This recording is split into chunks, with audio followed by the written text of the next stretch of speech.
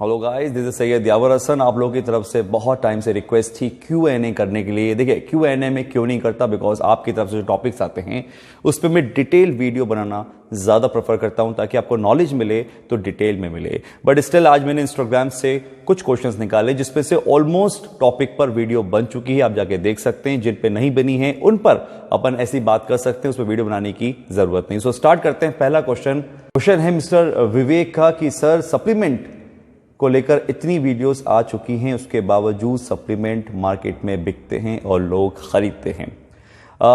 देखो, मैं आपका क्वेश्चन सही तरीके से समझ नहीं पाया। जितना मैंने समझा, आप कहने की कोशिश ये कर रहे हैं कि इतनी एक्सपोज वीडियो यूट्यूब पर आ चुकी हैं, उसके बावजूद लोग अवेयर नहीं हो रहे हैं और सप्लीमेंट खरीद रहे हैं।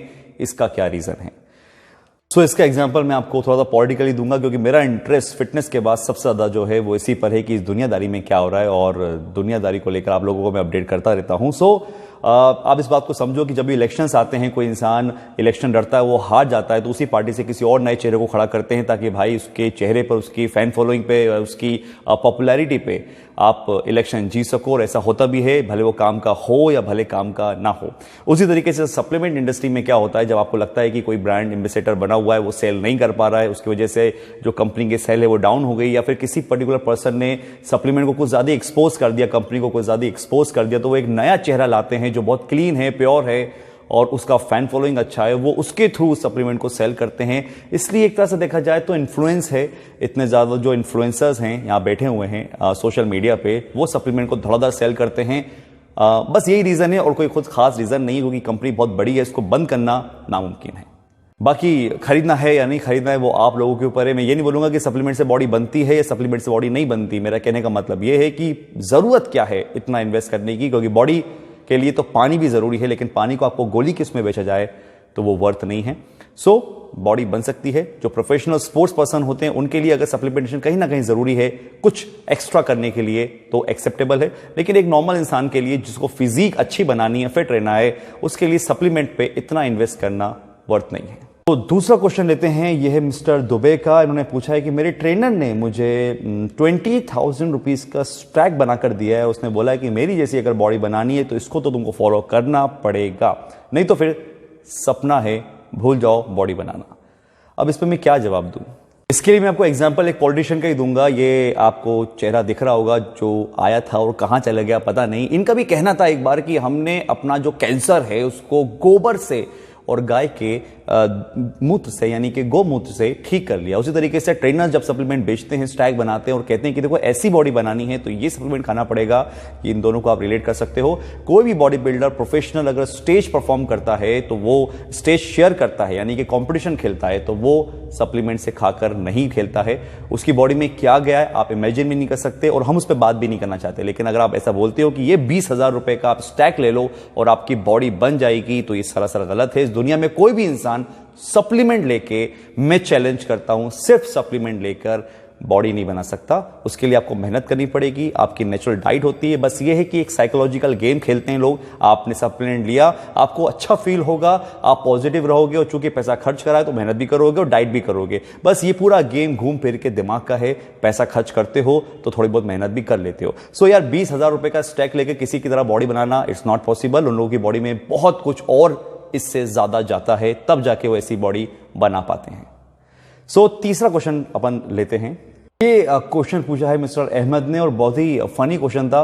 पहले मैं सोचा इस क्वेश्चन को लूं ना लूं, लेकिन ठीक है, बहुत से लोग इस तरह के स्टूपिड सी एडवाइस देते हैं। उनका कहना है कि वस्कुलैरिटी के लिए मेरे ट्रेनर ने मुझसे बोला है कि तुम्हारा रंग बहुत गोरा है और गोरे रंग पे वस्कुलैरिटी नहीं दिखती है, तो आप थोड़ा सा टैन करें, यानी कि धूप में खड़ा हो, और इससे आपकी वस्कुलैरिटी बढ़ेगी और स्किन भी पतली होगी, जस्ट बिकॉज ऑफ आपको स्वेट निकलेगा। Oh my God. शायद ये वेस्ट बंगाल के मिस्टर दिलीप जोशी से मिलकर आए, जिसका कहना था कि गाय का दूध इसलिए पीला होता है क्योंकि गाय के दूध में सोना होता है। आपने शायद वो स्टेटमेंट पढ़ा होगा। तो किसी के कलर से आप कैसे जज कर सकते हो कि वो आपका वस्कुलरिटी आएगी या नहीं आएगी? सिंपल सी बात है यार। देखो, आप अपना जब फैट परसेंटेज ड्रॉप करते हो तो आपका स्किन पतला होता है, आपका जो ब्लड फ्लो है वो रेज होता है जब आप एक्सरसाइज करते हो, और आपका जो वेन्स पाइप है जहां से ब्लड आपका फ्लो हो रहा है वो मोटा होता है, जिसकी वजह से आपकी बॉडी में मस्कुलरिटी दिखती है। तो कुल मिला के बात यह है कि जब आप वर्कआउट करोगे आपका फैट ड्रॉप होगा, आपका स्किन भी थिकनेस जो कम होगी, आपका जो वेन्स पाइप वो थोड़ा मोटा होगा, ब्लड फ्लो बढ़ेगा, मस्कुलरिटी आएगी। इसके लिए आपको धूप में खड़े होने की जरूरत नहीं है मेरे भाई। प्रोटीन अगर मैं नहीं लेता तो मेरे ट्रेनर ने मुझसे बोला है कि आपकी बॉडी नहीं बन सकती। देखो यार, तुम्हारा क्वेश्चन यहां पर आके खत्म हो गया है, लेकिन तुमको पूरा लिखना चाहिए था। क्या तुम प्रोटीन सप्लीमेंट की बात कर रहे हो? क्योंकि ट्रेनर ने ऐसा बोला है तो सप्लीमेंट की बात कर रहा होगा। अगर मैं सही हूं तो आपको इसका आंसर मिलेगा, नहीं तो नजरअंदाज कर देना। अगर आपका सप्लीमेंट से लेकर रिलेटेड ये क्वेश्चन था तो मैं आपको फिर बता दूं कि अगर आप प्रोटीन के बिना बॉडी बना रहे हो तो बात बिल्कुल सही है कि आपकी बॉडी नहीं बनेगी। एक बात समझो कि प्रोटीन का मतलब सप्लीमेंट नहीं होता है। प्रोटीन का मतलब एनी सोर्स ऑफ प्रोटीन। अगर आप किसी पर्टिकुलर चीज को बताओगे और बोलोगे कि नहीं ये चीज बहुत महंगी है और इसको खाने से ही आपकी बॉडी बनेगी, तो एक कॉमेडियन है, बीजेपी के प्रवक्ता हैं संबित पात्रा, एक बार उन्होंने नेशनल टीवी पे बोला था कि गोबर जो है वो कोहिनूर से भी ज्यादा महंगा है। सो बात वही होती है, अगर आप गोबर को कोहिनूर से ज्यादा महंगा बनाओगे, उसी तरीके से आप किसी प्रोटीन को इतना ज्यादा हाइप कर दोगे कि इसके बिना बॉडी नहीं बनेगी, तो आपके दिमाग में भी सीरियसली बैठ जाएगा। और ना जाने कितने ऐसे लोग हैं जो जिम इसलिए नहीं आते क्योंकि वो प्रोटीन अफोर्ड नहीं कर सकते। तो मेरे भाई, गोबर कोहिनूर से महंगा नहीं होता है। गोबर गोबर होता है, उसकी कोई वैल्यू नहीं है, और जो भी वैल्यू है जिस काम वो आता है वो काम हो रहा है। और सप्लीमेंट की बात अगर करूं तो मैं फिर वही चीज रिपीट करूंगा, दिमाग में इतना कचरा भरा हुआ है तुम लोगों के कि तुम लोग कितनी वीडियोस बना चुके हैं हम लोग प्रोटीन पर, कितनी वीडियोस।